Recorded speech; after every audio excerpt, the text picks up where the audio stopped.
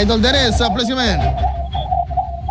Umabot ti Lugasot na slot ti Kidawan ti Provincial Public Employment Service Office ti Ilocos Norte iti Department of Labor Employment para iti special program for employment of students when stress iti masungad nga bakasyon dagiti estudyante.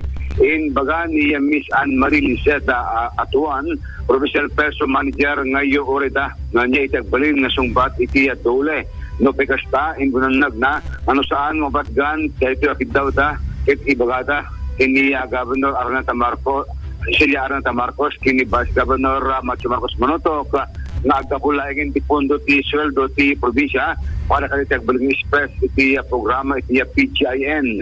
In product na pa, babayan ti retoy, kita siyang kasot ng porsyento ti sweldo, adal ti manggundaw iti express, kita agkapo iti provincial government.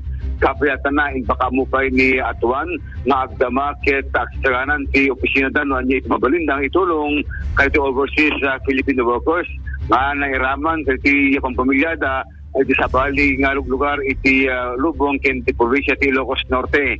Inayon na pa nga adalen na pa niya titulong iti mabali nga may paay kada gitoy nang nangruna kay ti OFW nga apektado ti crisis na pinarnaway ti gubat iti Middle East. Idol Dennis Alipio, Tatak ISM.